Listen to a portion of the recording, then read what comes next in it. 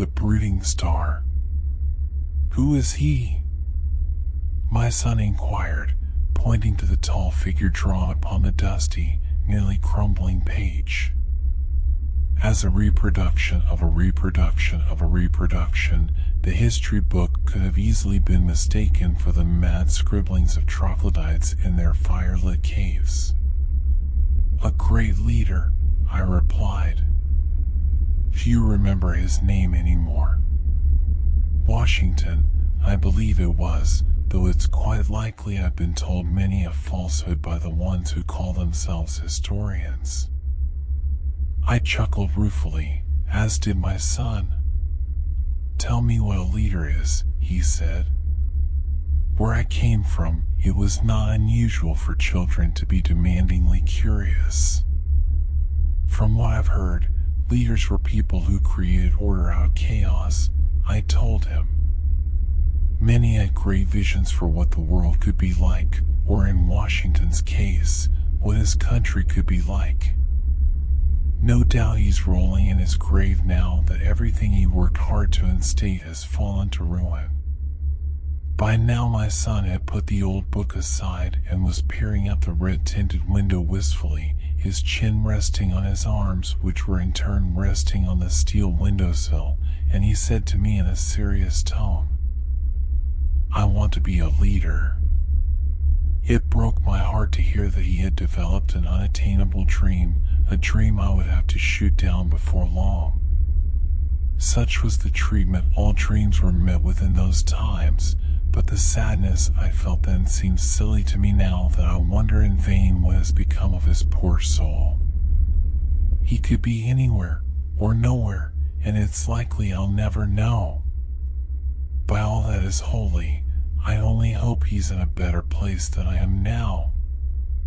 According to the historians, there was a clear-cut and seemingly unbreakable force called natural law governing my native planet in ancient times, a set of rules you could follow carefully in order to predict the behavior of things and get where you wanted to be. Of course, there was nothing of that sort to stabilize the era I grew up in. Life was a sick game of chance for us all, a game I wouldn't hesitate to call hellish if not for the fact that I'm now intimately familiar with the word's true meaning. I decided long ago that the only way to end the game would be to rid the cosmos of the earth entirely, just as one might excise a malignant growth from an otherwise healthy individual. If there was no hope for us on the little white planet, we might as well bring some balance to the universe and cease to exist, I figured.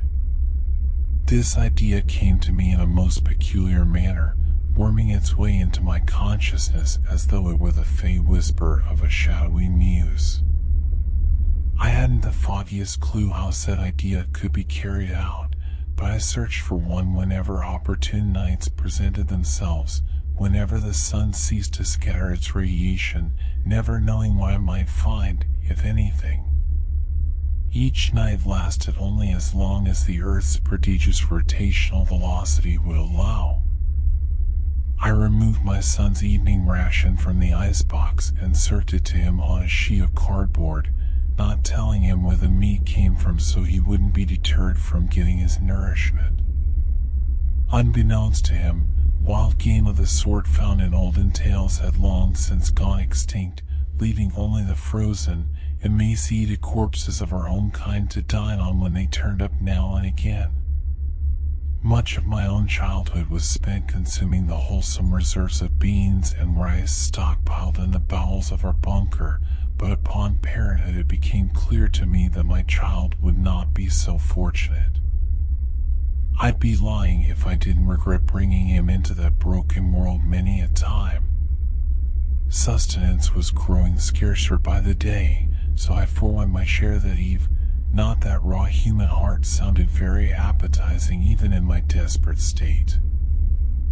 I would have roasted my son's ration for him if physics were cooperating that day, but alas, every attempt at striking a match, let alone igniting a bundle of tinder with one, resulted in a conflagration that lasted but a few milliseconds, expanding outward like a fireball and singeing the hairs on my hand before disappearing entirely. The elements, especially fire, seemed to take on different properties at different times, betraying nary a clear pattern in their fluctuations. This randomness decided the fates of men, and I feared it would soon decide my son's and my own for the worse before I got the chance to do what I was meant to do. The sun began to race out of sight, heralding a new interval of darkness. It was time. "I'll be back," I said to my son as I donned my gloves and boots and leather coat, pulled the fur-lined hood over my head, gathered a few miscellaneous implements, and equipped an old but still functional gas mask. I couldn't say when I would be back due to the unpredictable time currents. Whether I would be back at all was no sure thing either, but some things are better lied about where children are concerned. My son didn't ask where I was going, for he knew better than to believe I had made up my mind. Plans change with the weather. Speaking of weather, I've always found it rather amusing that the term is said to have once encompassed so few variables: the temperature, the sun, the clouds, the winds, and a few other trifling things. Why, if the historian's words ring true at all, the ancients were a soft lot with no valid cause for worry. I've faced the intractable whims of a mad god and called them mother, while the history books detail parables about the melancholy nature of rain, which I hear was a phenomenon where tiny drops of pure, crystalline water fell out of the sky. Sounds like a utopian dream to me, not melancholy in the least. On any occasion, I would have given anything to have rain problems instead of time problems and physics problems.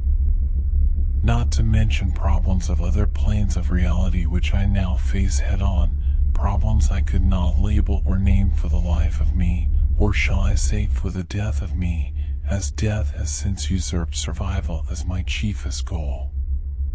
There are dark things lurking in the blackness betwixt the celestial bodies, and I have seen them, experienced them, lost myself to them. Give me all of your rainy days, O ancient ones, and I'll give you all of my demon-haunted nights. When I put my hand on the steel door handle and pressed down firmly, the pressure in the room changed and a fierce wind howled through the newly opened gap. Before much of the enervating fumes from outside filled the room, I was on the other side and the door was sealed shut again. The windows of our Spartan, vault-like shelter were heavily tinted for a reason: to filter out the sun's torrid rays.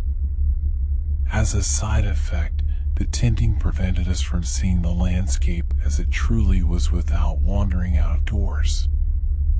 Now that I was seeing it through my own eyes once again, and not through that blood-red filter without which we would be slowly irradiated to total disfigurement in the daylight minutes, I was simultaneously filled with awe and trepidation. There were massive windswept dunes of snow heaped upon the horizon. Tall, black towers protruded from many, blotting out dense clusters of stars with their staggering height. And then there was what was colloquially known as the Brooding Star, a great violet light burning in the sky. The inclination to admire its ominous beauty was familiar to me, as was the converse instinct to avert my gaze to avoid being lured by some insidious trap. To me it was now second nature to second-guess everything. In the past I had caught wind of too many horrid legends to be anything but cautious. But now I know from experience where those legends came from. Now I know that I wasn't nearly cautious enough. As always, I surveyed the land in search of a new opportunity to change things some way, somehow. It was not unusual for the various structures around me to shift positions overnight, or for new objects to come and go with the temporal tide. I noticed something conspicuous in the far distance, but before I wasted any time analyzing it, I withdrew my pocket watch and wound the timer so that it would alert me in 35 minutes, just a minute short of a full night's length. Then I raised the brass spyglass I had scavenged in my youth and strove to make out the dark, pointy thing resting in a valley between two knolls of snow. It was a pavilion, I realized. I had seen many of them before, as the historians would often appear in congregations of white tents, ever riding the river of time to hawk their wares, which were debatable curiosities at best, risible forgeries at worst. But this pavilion was black and solitary. The optimist in me was excited, for I was witnessing something of untold promise, while the pessimist in me knew how dangerously far away the tent was and made my muscles stiffen, as if to prevent me from trudging after it. No amount of protection would save me from the radioactive light of day if I failed to return home in time. The sun, however hot its golden beams may have been, were never enough to thaw the planet, but make no mistake, they never failed to pierce leather and flesh and bone and bestow ungodly maladies upon anyone foolish enough to stand in their way. I have seen the results of such poisonings, and they were not pretty, unless you're psychotic enough to find prettiness in the gradual necrosis of skin, disintegration of cartilage, and rotting of gray matter. Staring pensively at the point of interest, I made what I now know to be the worst decision of my life. I began to march thither. By this time the cold was already biting viciously at me, and soon a colossal gust threatened to topple me over, leading me to anchor myself in place by crouching for a time.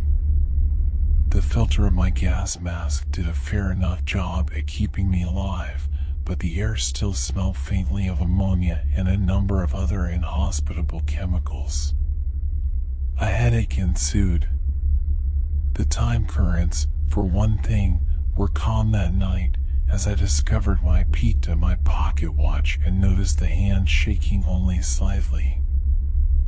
I could have used the currents to my advantage had I known the secrets of their workings, but only the historians and their masters knew those.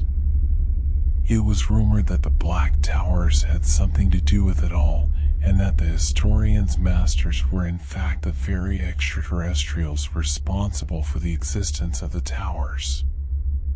But who could have known for sure but the historians and the star-dwellers themselves? Inquisitive thoughts like these filled the time that elapsed between my outset from home and my arrival at the mysterious pavilion.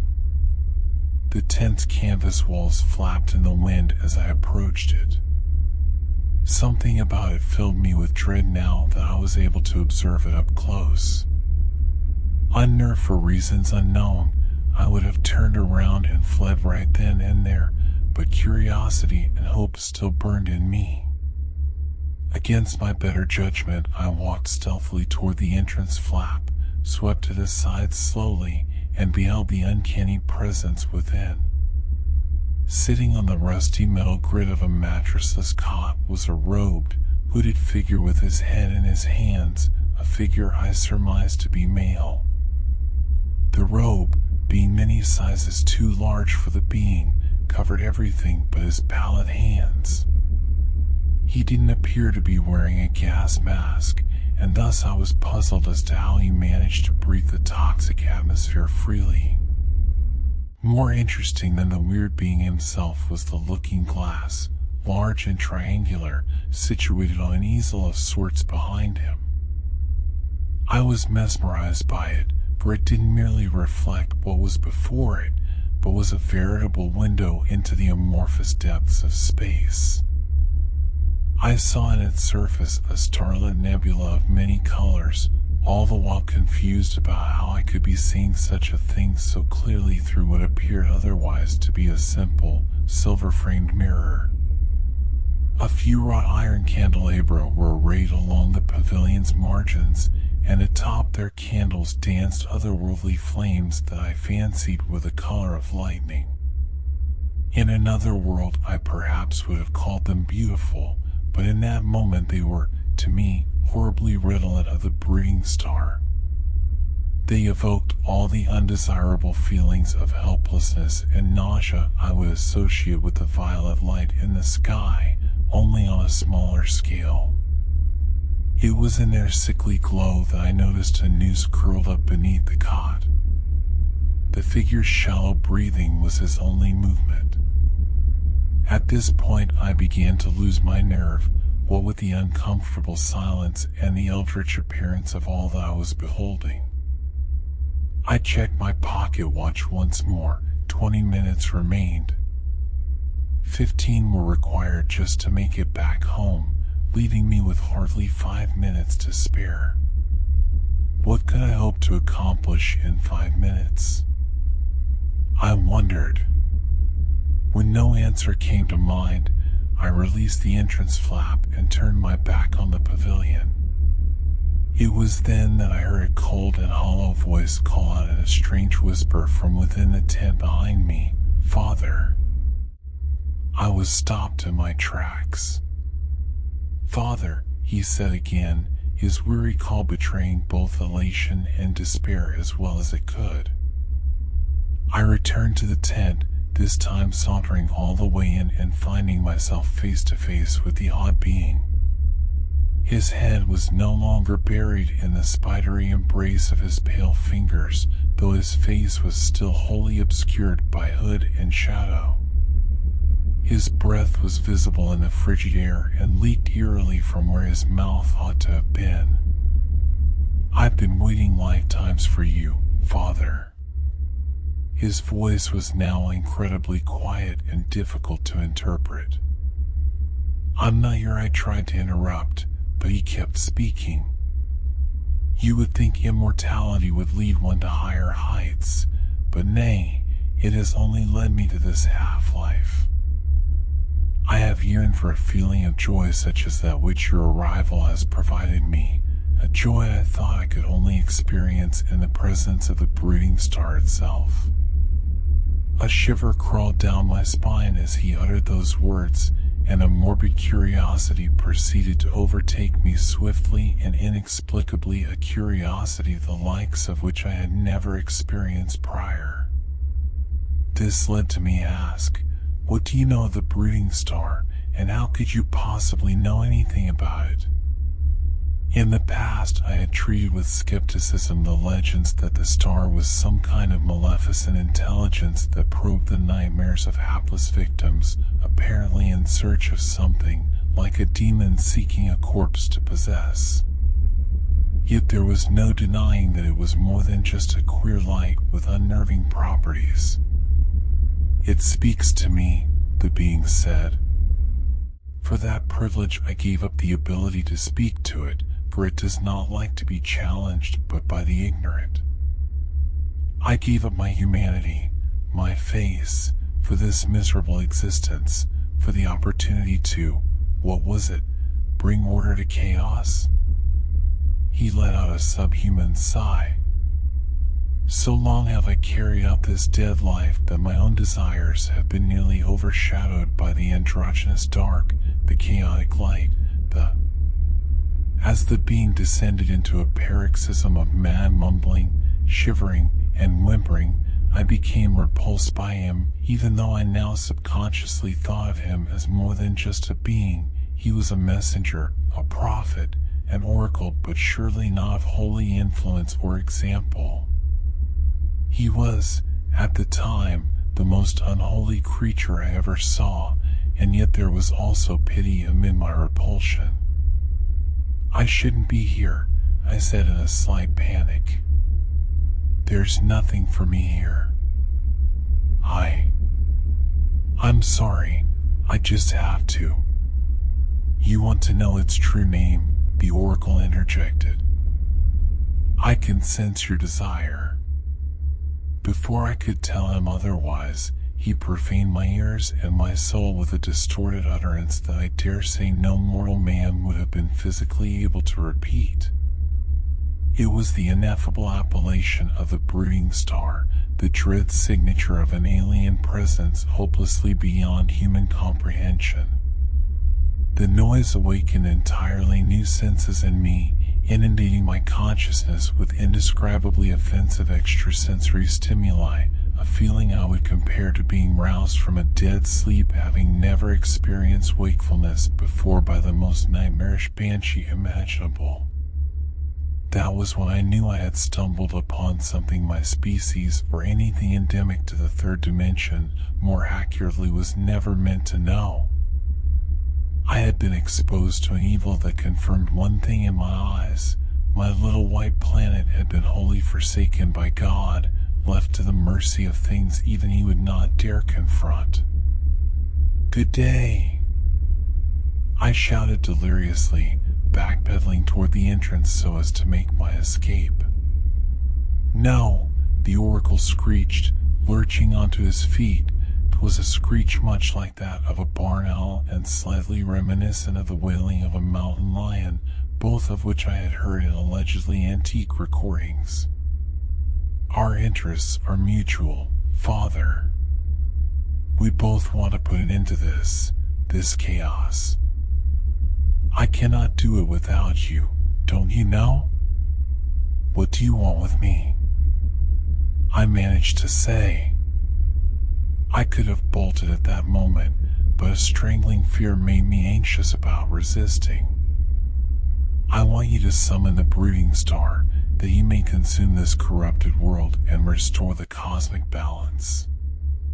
You will be rewarded beyond your loftiest dreams for this deed, Father. Believe me." I nearly lost my grip on reason when I heard him mention the end of the world a second time. It was my desire to see the earth destroyed, and now it appeared fate was on my side. This crazed oracle seemed to be the opportunity one had been seeking all along. "And what of my son?" I queried, forgetting momentarily that the oracle had illusions about his relationship to me. "What will become of him?" The oracle stared soundlessly in answer, and I felt his unseen eyes glaring at me from beneath his hood. Trying in vain to consider all the possible ways this scenario could unfold, I examined as many of the thoughts reeling inside my head as I could. Finally I asked, "What must I do?" "Kill me," he begged in a hoarse whisper. "Kill me." That was enough. I couldn't deal with this deranged creature anymore, fate be damned. I hastily passed back into the starlit night and oriented myself in the direction of home, withdrawing my pocket watch without thought. To my shock, time had all but run out. 1 minute remained. I let out an unrestrained curse. Had that much time really passed? I might have completely lost touch with time while under the influence of the Brooding Star's foul name, I realized, or perhaps a temporal storm made its way past me without my knowing. Panic shot through me. If I was to end up dead regardless of my next move, what choice did I have but to turn back and acquiesce to the oracle's mad request? With that, I drew my switchblade and steeled myself for what I thought was about to occur, but nothing could have prepared me for what actually did occur. My hot, stale breath made me dizzy as it collected in my poorly ventilated gas mask, yet it didn't prevent me from storming into the pavilion and taking a successful stab at the oracle's jugular. As he fell back onto the rusty cot, so too did his head fall back. I instinctively looked away, for I beheld for a millisecond his grotesque, inhumane face. As I cowered, I noticed that my knife and sleeve were stained with blood that was black as tar, not red as I would expect. I heard an airy cackle erupt from the oracle, no doubt the product of a newly damaged voice box and a long demented mind. Having made an oath to myself to put an end to this thing's pathetic life, I closed my eyes and stabbed savagely at the oracle's face and neck too many times to count. I felt the projectile spurting of unnaturally cold and viscous blood with every blow. Out of breath, I finally ceased my attack and opened my eyes with caution. His face was now obscured with his own inky bodily fluids, and thus slightly less frightening, but still more revolting than anything I had seen before it.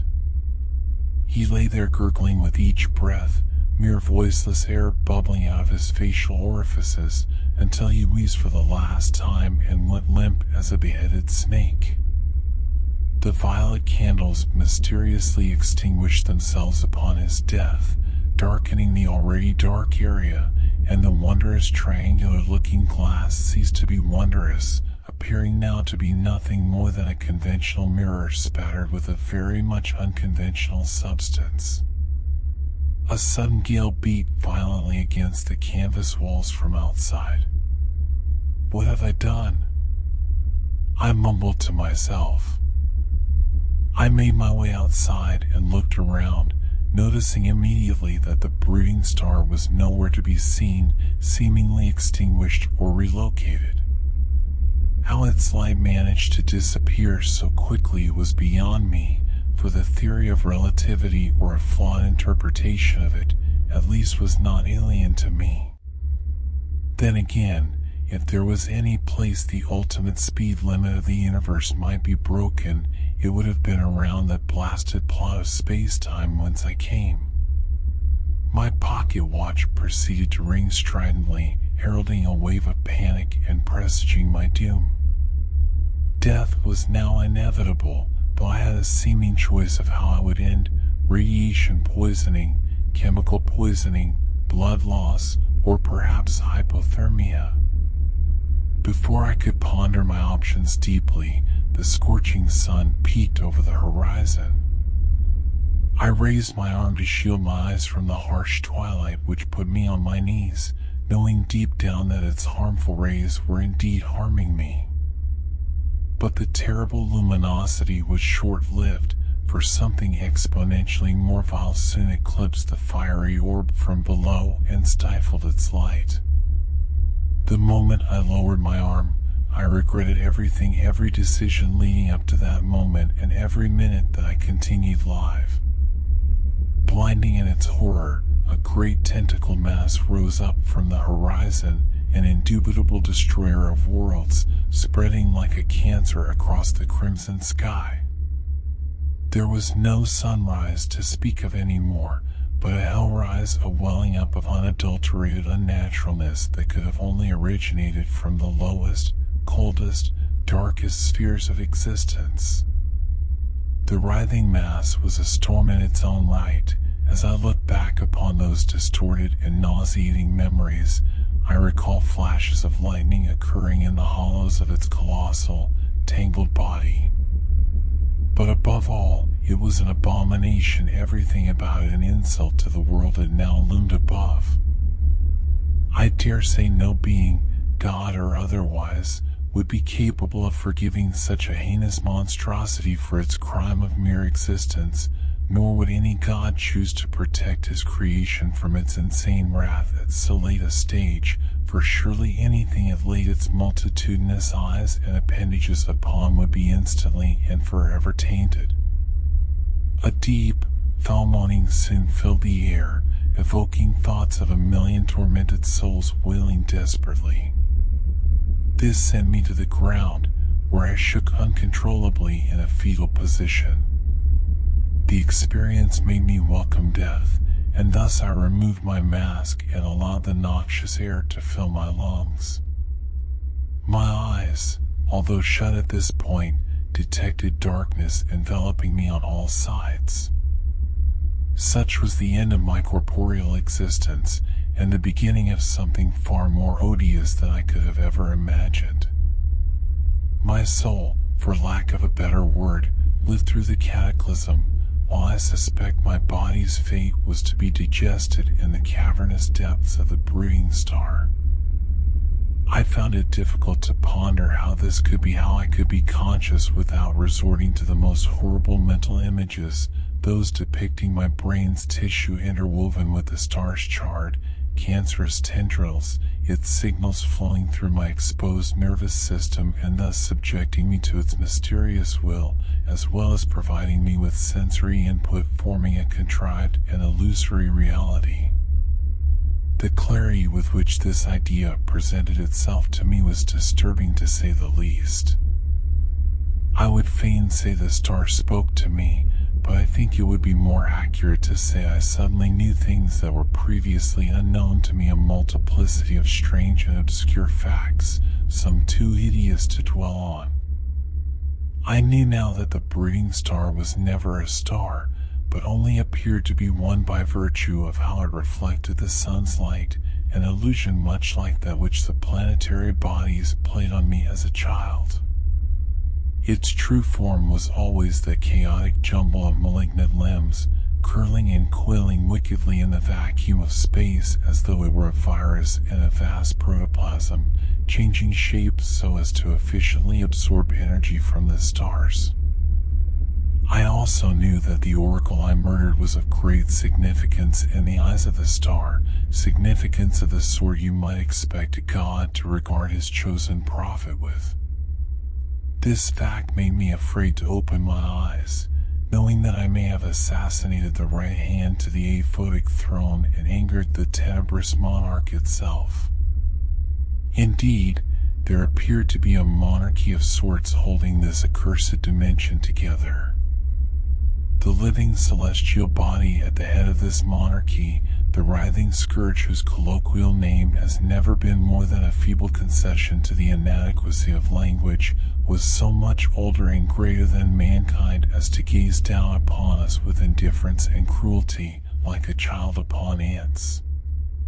Perhaps we have always been depraved monsters to the ants, while we thought ourselves righteous and just.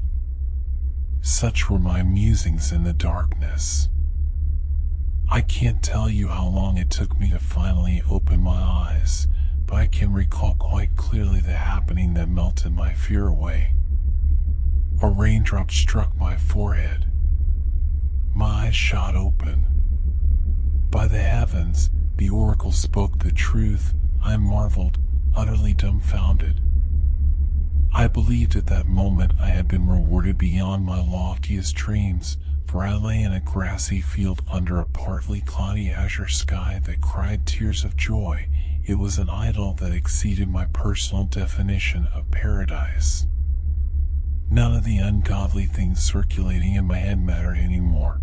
I made excuses to shoo them away, calling them mere meaningless aberrations and giving credence to the radical possibility that the Brooding Star was not wholly malign.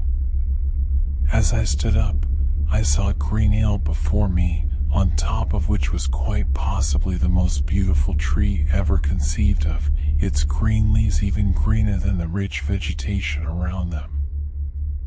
I threw myself bodily up the hill for such love of what I was seeing with splendid, fantastical verdure.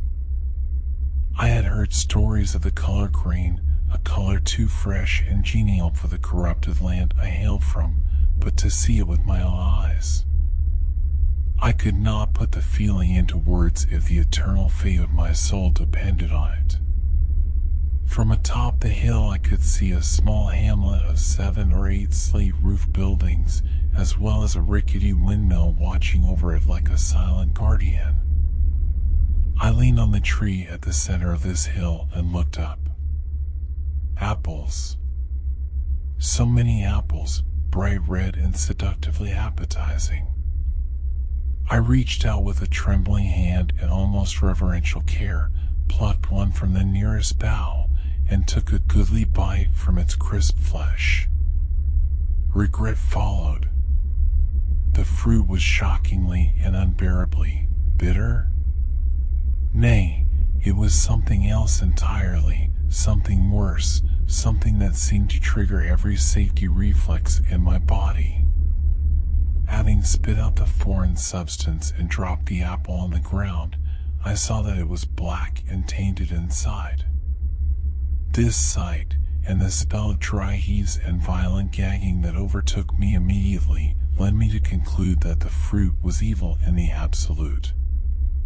Of how long it took me to recover exactly, I'm not aware. But it must have been at least an hour. What does the fruit of this land say of the land itself, the ground that feeds this damnable tree? I thought.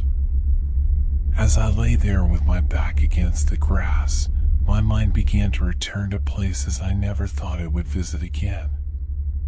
The sky darkened in proportion to the darkening of my thoughts, thus losing its heavenly blueness. I realized that although the sky behaved as it would if the sun were setting, there was no sun in sight, and no longer a single cloud behind which it could be hiding.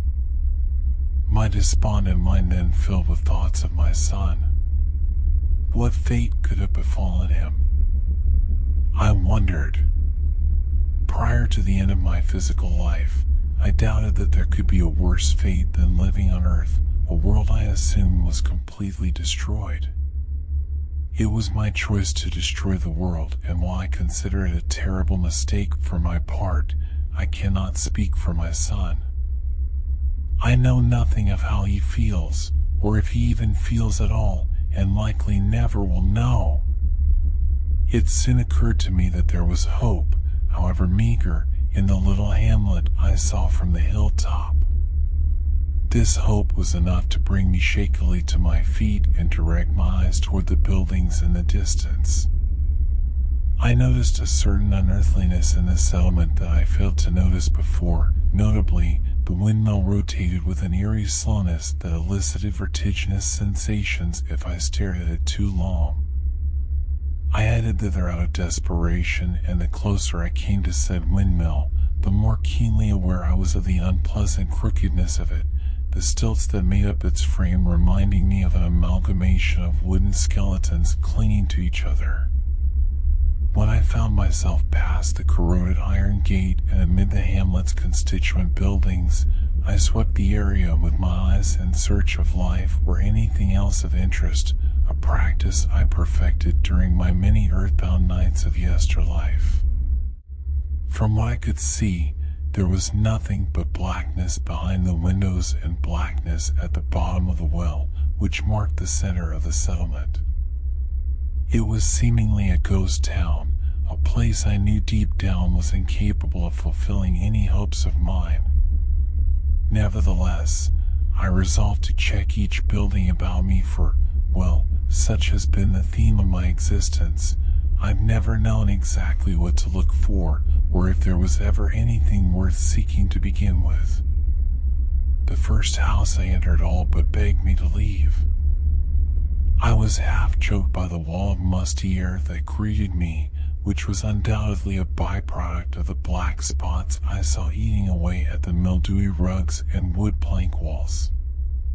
Had not the twilight illuminated much of the place through the single window in the parlor, I'm sure I would have been in pitch darkness, for that is what I found in the peripheral rooms and closets, darkness so thick I should have suffocated in it. Nothing useful was found.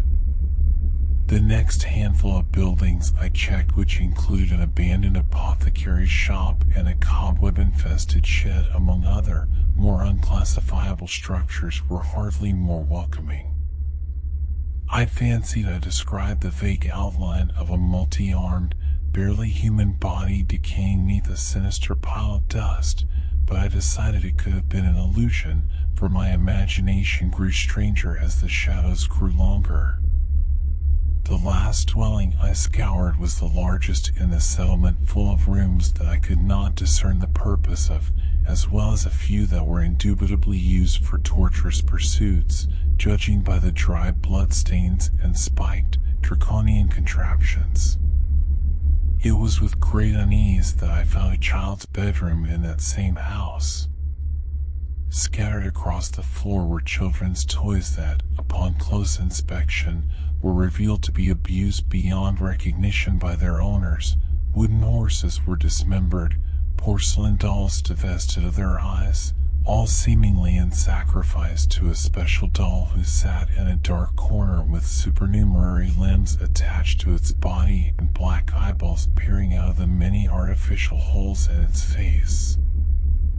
I knew at once that this doll was a vulgar effigy of the Brooding Star, not at all accurate, but indicative of a desperate attempt on the part of its maker to please the star and be free from its influence.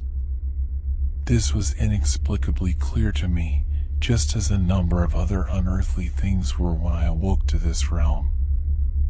Around the effigy's neck was a thin chain, and dangling from that chain was a skeleton key. It wasn't until I approached the dark corner cautiously and tore the key from its chain that I realized how repulsive a key could be. Its wickedly gnawed loops and twists seemed impossibly irreverent to the laws of geometry, causing a haunting paranoia to addle my brain, made worse by the countless eyes of that unnatural effigy staring psychotically at me from the darkness. Though everything about the key was unpleasant, I felt as though I would regret leaving it behind, so I slipped it into my pocket in hope that I needn't catch a glimpse of it ever again. As I turned around and headed for the door, my stride was quickened by a peculiar scuttling noise of unknown provenance. I was feeling vulnerable and claustrophobic from the tenebrous atmosphere already, but that shuddersome sound sent me over the edge. I had to get out of there. And get out of there I did. Returning to the open air was not as comforting as you would expect, for there was an uncomfortable absence of fresh air. Specifically, there seemed to be no air at all, only a profound emptiness that refused to console me. By now, night had fallen entirely, along with my spirits. I couldn't decide which fate would be worse, being all alone in this unwelcoming land, or sharing it with unwholesome beings of the scuttling, many-limbed sort my imagination hinted at. Another dichotomy of fates presented itself to me, madness or sanity. Which would be most preferable? To be at the mercy of real horrors and keep my head, or face illusory ones and lose it? Unfortunately, I would have no say in the matter, and thus the pondering proved pointless. Wandering aimlessly about the center square of the hamlet, I was bedeviled by faint, indecipherable voices. I was on the verge of mistaking them for the wind, that is, until I remembered that there was no wind. I put my ear to the ground many times in many places, hoping to locate the source of these voices, to no avail.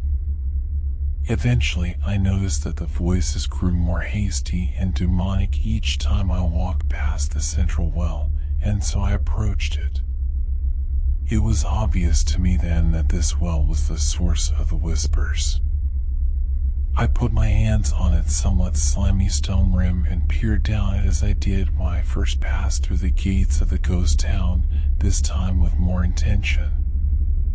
I once again saw only blackness, and I smelled metallic vapors reminiscent of blood wafting up from the depths.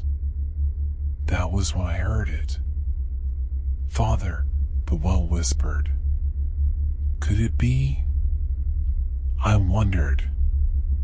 Could it be my son, trapped in the depths of this wretched place? Or could it be the delusional oracle who ought to be dead? How is this happening? How is this happening? "Son," I shouted into the well. There was no comprehensible response, only disembodied whispers growing more impatient. The deathly vapors began to affect me in strange ways, making me feel dizzy and listless. A sudden weakness overtook me and forced me to use the well's rim for support. To my panic, this weakness grew worse until after a minute or so I was all but paralyzed and entirely deprived of balance, leaving me at the mercy of gravity, who was not merciful and saw to it that I slid helplessly into the well's gaping maw. There was a splash and a number of crunching sensations as I collided with the floor. Indeed, it felt as though I had broken every bone in my body. I opened my eyes to the pool of water I lay prostrate in, which was quite shallow, yet dark as the river Styx was said to be. I lifted my head up despite the pain of doing so and made a feeble attempt at surveying my surroundings. The optical sense aside, I already knew I was in some kind of dank chamber by the reverberation and humidity alone. It was with sight that I discerned the rest of the nature of said chamber, and its nature was loathsome beyond words. Cages environed me like the cells of a panopticon to which I was the central eye. Creatures of indescribable repugnance convulsed impatiently in these cages, teeth chattering, limbs shaking, their rotted larynxes giving vent to insane desires now that they sensed vulnerable prey in their midst. The abhorrent, torturous wailing, I knew, would never end until I released these blasphemous horrors from their squalid enclosures to do with me what they would. I recognized at once the holes in the cage's locks, and my hand all but drew itself to the twisted key in my pocket, that I might subject myself willingly to the lesser of two ghastly evils. This reality bears all the hallmarks of a great and terrible thought occurring in a great and terrible machine, the biological machine that is the Brooding Star. But what of the reality I previously inhabited? Was it merely another thought in another machine? No matter. Philosophy will not save me, for I have been hexed with upwards of 1,000 curses, one of them increasing the potency of my memory 100-fold. I would have considered that a boon in my previous life, but here and now it causes me great agony. Every 7 years I am forced by these things, my savage masters, to relive the horrors of my past, to novelize my trauma, that their pursuits of torture and torment may be immortalized and regarded with favor by the Brooding Star. All of my trials, the tainted apple, the harrowing effigy, the noxious well, the others I have written of elsewhere, all of it was by design, formulated by the underlings of a veritable interstellar god. I reside on my knees in a room furnished with a stone altar upon which stacks of gray, sickly vellum, a vitreous inkwell, and a raven quill rest.